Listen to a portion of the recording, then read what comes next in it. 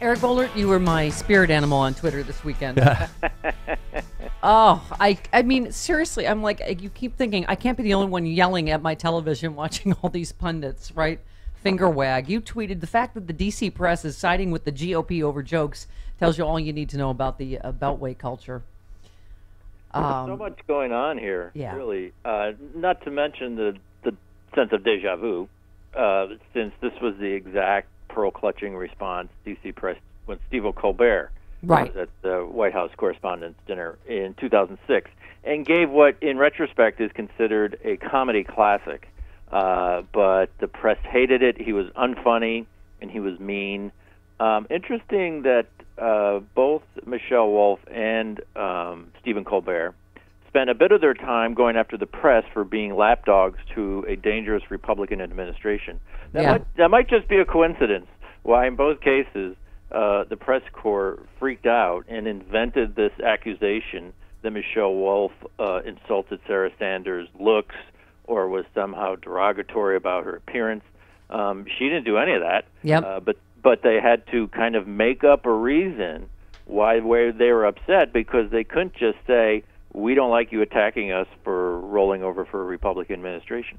Yeah. Well, as you tweeted, New York Times can't stop embarrassing itself in its desperate pursuit of White House access. Ironically, Michelle Wolf sort of gave a tutorial in what free press looks like, right? When you don't care about access. Yeah, and I mean, there's just look. The problem with the press is under Trump. I mean, Trump has completely won, right? This is like a no contest. The AP has a story today about how Trump has essentially eviscerated a half-century tradition of presidential press conferences. JFK started it. Every president has done it since. Some have done it more, some have done it less. Trump hasn't done. He's done one, and he's never going to do another one.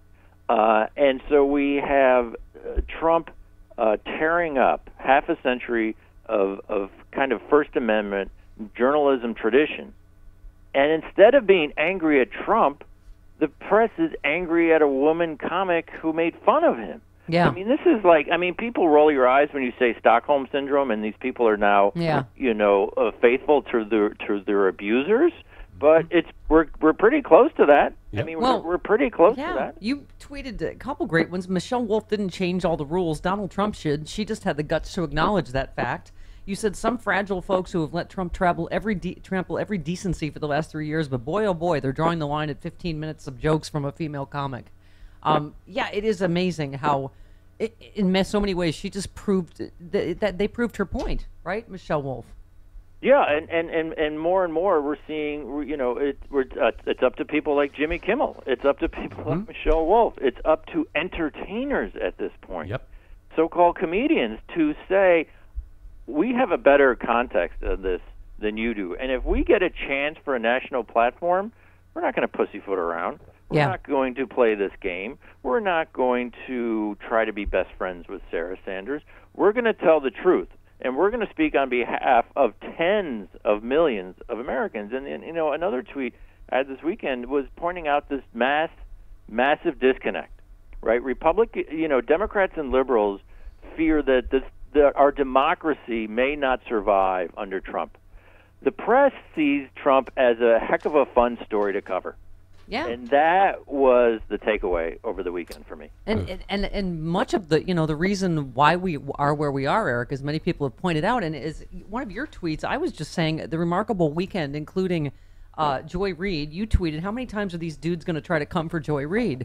But I mean, you're right. Between you talk about the misogyny we saw with Hillary, then this Joy Reid thing, then Michelle Wolf. As I was saying, as a female comedian, Eric, this wouldn't, if it was a guy, it wouldn't be the same reaction.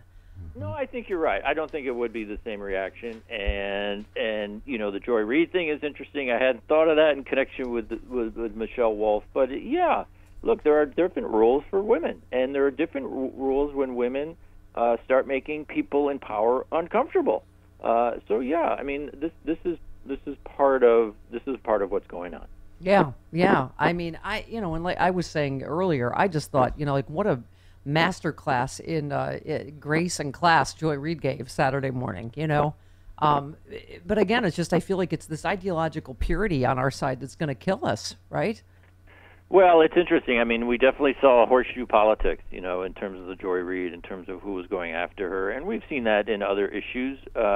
We don't see horseshoe politics going after Republicans.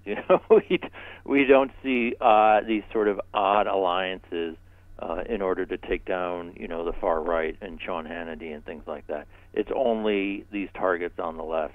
But look, going back to the White House, Correspondents' Dinner, I've and many others have been saying for a long time, this thing is such a complete waste of time. It ought to be shut down. If you want to hand out scholarships, hand out scholarships.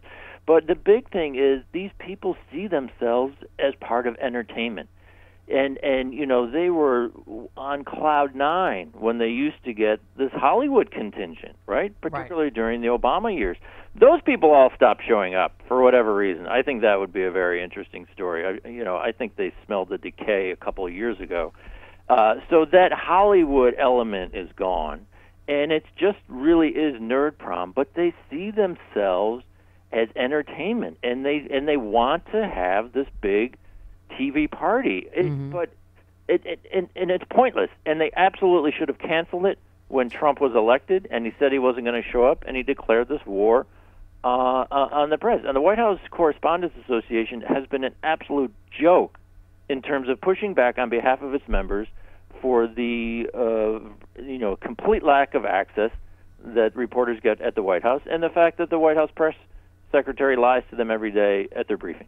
Yeah. Well, Tony Posnowski tweeted something we talk about all the time is just the double standard that is so infuriating. He said, I can't believe Michelle Wolf called Sarah Sanders a dog. Oh, wait, that was Rush Limbaugh and 12-year-old Chelsea Clinton. But Michelle did call Sarah a pig. Oh, wait, that was Donald Trump on Rosie. What did Michelle say again? Oh, yeah, expose Sarah for the liar that she is. I mean, you can go back and look at anything some of these right-wingers wrote about Michelle Obama, and my gosh, yeah. And if we talk about specifically the White House Correspondents' Dinner, Don Imus during Bill Clinton, he gave an incredibly raunchy and offensive performance, made jokes about Bill Clinton having sex in the back of a pickup truck while Hillary sat 15 feet away. It caused a controversy. As I recall, the press mostly gave the Clintons a hard time for having a thin skin. Yeah. So the double standards are all over the place. Yeah. One more tweet. Trump has skipped 2 White House Correspondents' Dinners because he's a coward who can't take a hit, only give them. Trump sent a woman to take the hits he should take himself, so the GOP industrial snowflake complex could complain about a woman getting picked on as she would since they announced it in advance. I mean, yeah, it does have the feel of a setup, doesn't it? Oh, yeah. I mean, it didn't matter. It literally didn't matter what Michelle Wolf said or the joke she told. The grievance industry on the Republican side was going to ignite itself. What we probably didn't see coming was the press looking at this and saying, you know what, we're going to side with the White House. We're going to side with the Republicans. We're going to play this phony outrage game. We're going to pretend that Michelle Wolf is responsible for the denigration of public dialogue for the last 3 years since Donald Trump came down the escalator in June of 2015 to announce his presidency. We're going to pretend it's this woman's fault. Yep. And that is what I think a lot of people didn't see coming. Let's listen to this joke was what a lot of people were talking about Sarah Huckabee. I actually really like Sarah. I think she's very resourceful. Like, she burns facts, and then she uses that ash to create a perfect smoky eye. Like, maybe she's born with it. Maybe it's lies. I mean, it really is amazing how even women, right, sort of, jump to Sarah Sanders' defense. And that obviously wasn't a joke about her looks, right? Well, some people even got the joke wrong. Some people, as early as this morning, as late as this morning, were still saying that Michelle Wolf claimed Sarah Huckabee Sanders burns fat. That's what I said. I thought people heard. Facts. Yeah. She's talking facts. FACTS. Right. So right, the phony outrage literally had to be invented. Right.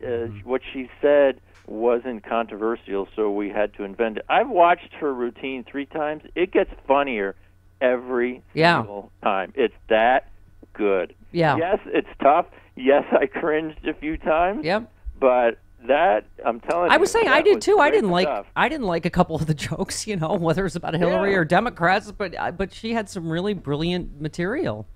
She really did, and so the idea that she wasn't funny or that if you appreciate comedy and timing and writing, it gets better with each viewing. I tell you, it was great. Yep, absolutely. But look, but again, it just plays into the grievance industry, and we all knew that was coming. This was incredibly edifying, again, because I think too many people on the left are under this perception that the press is on our side, and they're as angry about Trump, and they're part of the resistance. They're part of careers. The careerism is what drives that town. Yep. And people should never mistake that. Yep, absolutely. Eric, great stuff. See you next week. Okay, good All luck. right, Bye-bye. there he goes.